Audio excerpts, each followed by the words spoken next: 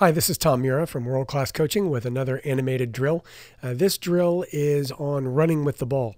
Now, I just did a podcast episode this week for Coaching Soccer Weekly that you can check out. I'll put a link to that in the description below the YouTube video.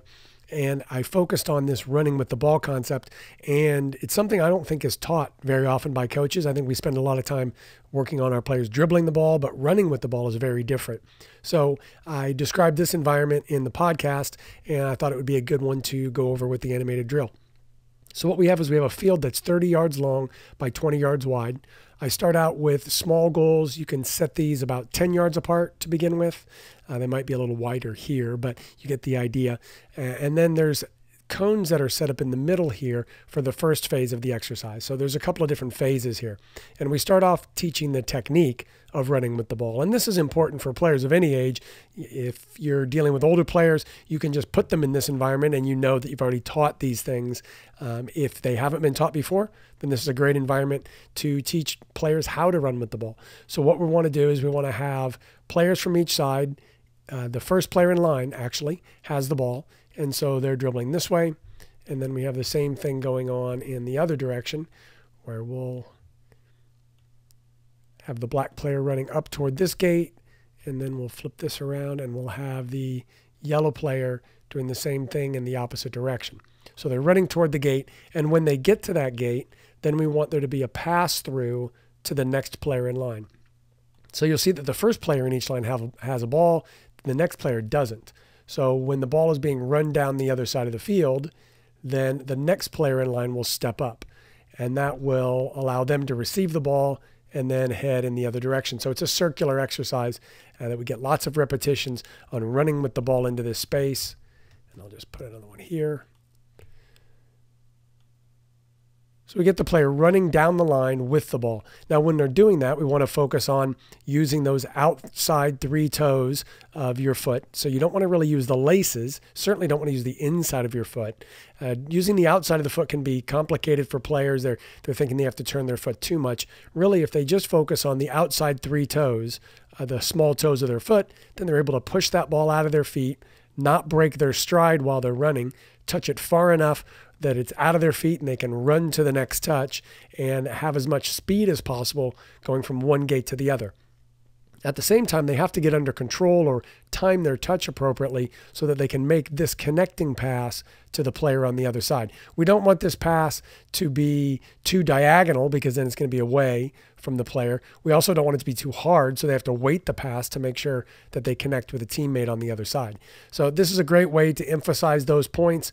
You want to have 4, 5, or 6 players in line, I think, to really get the most out of this, because you want to have the players have enough time to recover before their next go. If you only have 3 players, 2 players in line, they're going to get exhausted and you're not going to get full sprints because the players don't have enough time to recover. So this is a great format for just teaching that concept, getting an end product here. Sure, you could just teach it, to a cone and back, but I like this end product as well. So perhaps to begin with, you could just have every player have a ball and just run from one end to the other and teach those concepts, and then take away all of the soccer balls except for the first person in each line and do this pattern so that now we add the passing. Now the next thing I'll do is I'll add a chase runner. So I'll add a defender to this pattern. So what we'll do is we'll say after this player passes the ball, I want them to run around the outside, around the cone here. I'll just flip this arrow over. So I want them to run around the cone and then chase the player down the line. So now we've got some opposition for the player that's dribbling the ball, that this player is chasing them down the line to try to either run past them, is what I'll often say. I don't really want the defender to try to tackle them because that'll interrupt the flow of the exercise. But if they come around that cone and then try to pass them on the run, or you can have them tag the dribbler, would be another way to do it. So we have that same thing occur in both directions so that we have, I'll just flip this around here,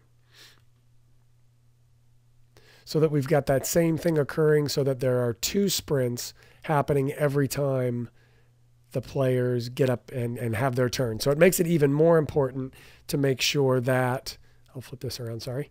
It makes it even more important to make sure that the players have enough time to recover, because if they don't have that time to recover, they're going to be exhausted, going into that next exercise. So you can see that we're going around this way and down this way, and then we'll do the same thing where we come back and go up the other side. So that continuous pattern really allows you to make all the coaching points you need. It's great fitness work as well. Tons of repetition for the players. So this is something I like to use to introduce those concepts. Now, the next thing you can do, and I'll get rid of these lines and we'll reformat this area a little bit, because I like to take those same teams and then we'll put them into a 1v1 game. And it's a 1v1 with flying changes is the way I've had it described to me. And it's a way that the players can understand how quickly things change. So what we'll do is we'll create an end zone here that's roughly 5 yards from the goals. And we'll add cones across here so that the players can see, or you can even just add one in the middle so that they have a bit of an alleyway here, so that they know kind of what we're going for. So we'll move that cone down as well. And we'll create an alleyway down the middle. Move that one over here so that we create the end zone on this far end.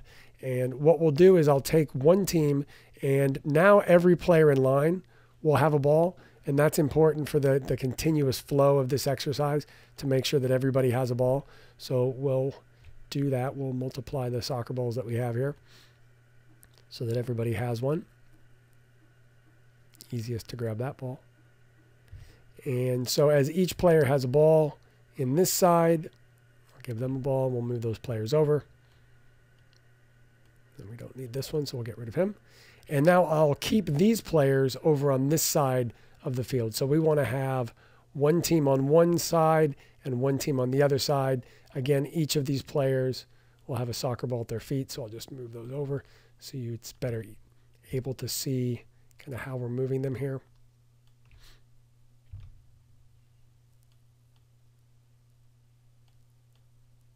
All right, so everybody has a ball. And so what we'll do now is, and you can do this in a number of different ways. You can start this exercise off with one player in the end zone just to get the pattern started. So this player, as soon as that player has taken their shot in the normal pattern of play, but we've got to start it here without a shot. But with the normal pattern, as soon as that player shoots, then this player is released. And so what we're going to have now is we're going to have this player dribble to that far end, and they've got to get inside the end zone before they're allowed to score.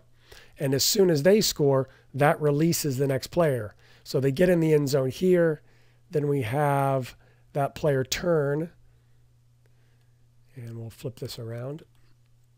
And as soon as they score, we have them turn then, and they're going to chase the next player from the other team. And so that player is going to come out with the ball out of their feet, and they're going to perform all those same actions that we just practiced in the line drill, and they're going to now try to chase down the other side. So we're going to have the defender coming after them in a real attempt now to win the ball. So if the defender can win it, we'll allow them to counterattack into the other goal on this end. And so we are scoring, and this player here obviously has made their run. We'll just give them a run here. So when they were released from this side, flip that around so that they're going the other direction.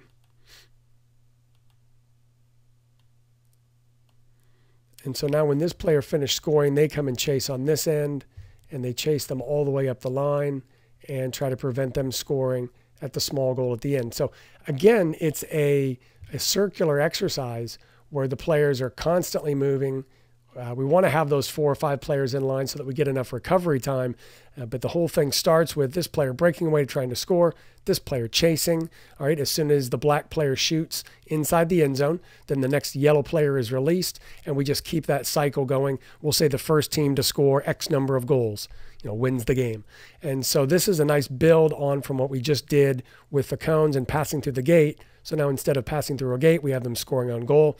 The next phase of this is you could take this into a small-sided game. and you can have, and it's the small-sided game that I actually describe in the podcast episode. So if you want to hear more about the small-sided game and the way to progress this even further into those environments for the end of practice, you can go to coachingsoccerweekly.com, and I'll put that in the show notes or at the bottom in the comment section, and you can have a listen to that podcast. So I hope you like this exercise, and please leave some comments below about other ways that you would use to train your players to run with the ball. Thanks a lot.